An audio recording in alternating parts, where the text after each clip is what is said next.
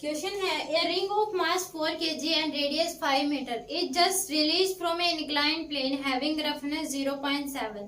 Find friction force acting on ring Fr, acceleration of center of mass, angular acceleration of ring, time to reach bottom, linear velocity with which ring reach to bottom, angular velocity when body reach to bottom, and new minimum between an inclined plane so that there is no slipping.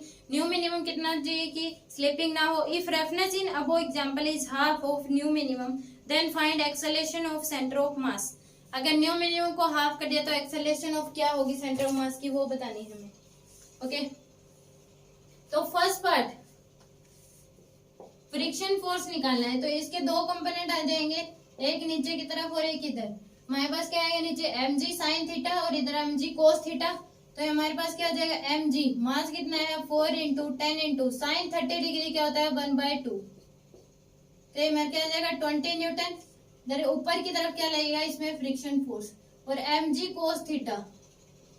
तो मास 4 into 10 into cos theta है √3/2. तो हमारे पास आ जाएगा 20√3.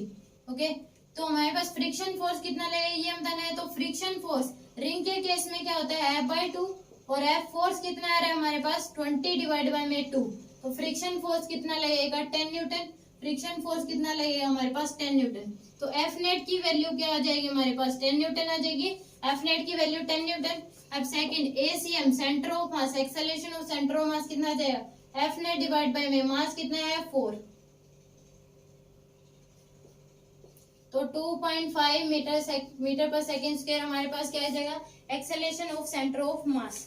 Third part में पूछा गया है angular acceleration of ring. Angular acceleration हमें बताना है.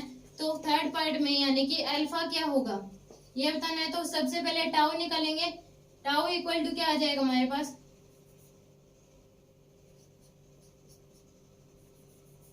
टाउ नेट अगर निकालेंगे तो R क्रॉस F आ जाएगा. R हमारे पास कितना है R है 5 एंड F कितना है 10. तो ये कितना आ गया हमारे पास 50 न्यूटन मीटर. टाउ कितना आ गया हमारे पास 50 न्यूटन मीटर. तो टाउ इक्वल टू होता है I alpha. Tau equal to क्या होता है I अल्फा. रिंग के केस में I कितना है हमारे पास ये 50 और I mr स्क्वायर मास है हमारे पास 4 इंटू में 5 इंटू 5 इंटू में क्या आ जाएगा अल्फा. तो अल्फा इक्वल टू क्या आ जाएगा हमारे पास 1/2 यानी कि 0.5 रेडियन पर सेकेंड स्क्वायर. कितना आ गया हमारे पास 0.5 रेडियन पर second square. F net R cross F friction या एफ नेट यहाँ पे लेते तो 10 लग रहा है हमारे पास. अब फोर्थ पार्ट में इसने कहा है time to reach bottom. Time to reach bottom time निकालना है कितना होगा. तो एस इक्वल टू क्या आ जाएगा u t plus half a t square. S equal to u t plus half a t square. तो इनिशियली ये रेस्ट में था 45 मीटर. ये देखिए मैं हाफ इंटू में एक्सेलरेशन कितना था 2.5 इंटू में टाइम हमें निकालना है. तो 45 इक्वल टू क्या आ जाएगा हमारे पास इंटू में 2 डिवाइड बाय में कितना आ जाएगा 2.5 इक्वल टू टी स्क्वायर.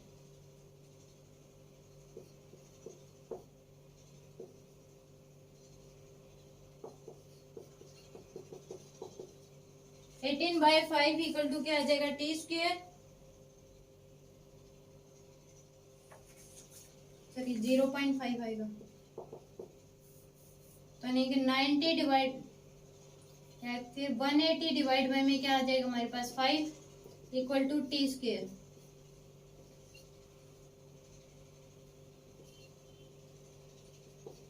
तो टाइम कितना आ गया हमारे पास 6 सेकेंड. 6 सेकेंड इसको लगेंगे time to reach bottom. Okay, next part में फोर्थ पार्ट में कहा गया है ये फोर्थ पार्ट हो गया 1 2 3 ये 4. फिफ्थ पार्ट में हमें कहा गया है linear velocity with which ring reach to the bottom. Linear velocity क्या होगी ये हमें बताना है. तो लीनियर वेलोसिटी क्या हो जाएगी v स्क्वायर इक्वल टू क्या हो जाएगी u स्क्वायर प्लस 2as. इससे निकालेंगे v square equal to u square plus 2as. तो v स्क्वायर u स्क्वायर 0 है 2 इंटू में एक्सेलरेशन क्या है 25 डिवाइड बाय 10 इंटू में 45. तो v स्क्वायर इक्वल टू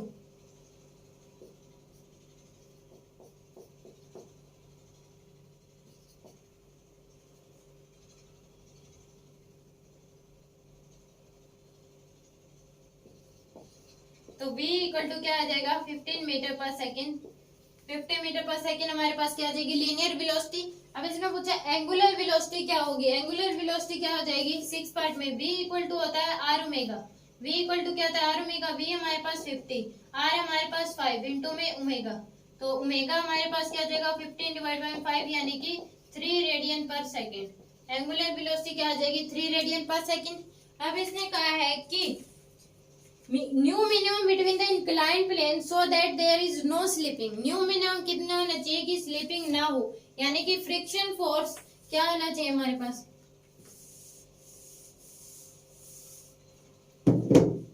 तो एफ फ्रिक्शन क्या होता है mu minimum m g cos theta. ये होता है हमारे पास न्यू मिनिमम निकालना है। फ्रिक्शन फोर्स कितना है 10 इक्वल टू न्यू मिनिमम हमें निकालना है। मास है 4 जी 10 इंटू में कोस 30 कितना होता है √3/2।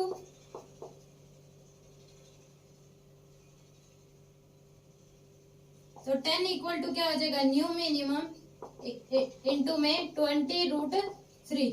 तो न्यू मिनिमम इक्वल टू क्या आ जाएगा हमारे पास 10 डिवाइड बाय में 20√3।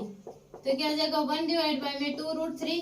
इतना न्यू मिनिमम होगा तब क्या होगा कोई फ्रिक्शन नहीं होगा। अब इसने कहा है कि if roughness in the book example is half of mu minimum then find acceleration of centre of mass. अगर इस न्यू मिनिमम को हाफ कर दिया जाए तो एक्सेलरेशन ऑफ सेंटर ऑफ मास क्या होगी वो हमें बताना है। तो इस केस में अगर हम निकालें, अगर न्यू मिनिमम को क्या कर दिया हाफ कर देंगे तो न्यू मिनिमम कितना हो जाएगा हमारे पास 1 बाय में 4√3 ये हो जाएगा न्यू मिनिमम। तो फ्रिक्शन फोर्स क्या हो जाएगा mu minimum m g cos theta. तो 1 बाय 4√3 इंटू में मास 4 इंटू में 10 कोस √3/2। 4 से 4√3 से √3 कैंसिल। तो ये क्या आ जाएगा 5 न्यूटन। फ्रिक्शन फोर्स 5 न्यूटन आ गया। तो एफ नेट कितना आ जाएगा हमारे पास, नीचे फोर्स लग रहा है 20 फ्रिक्शन लगेगा 5 तो एफ नेट कितना आ जाएगा हमारे पास 15 न्यूटन। एफ नेट 15 न्यूटन आए तो एक्सेलरेशन क्या आ जाएगा हमारे पास 15 डिवाइड बाय में मास कितना है 4।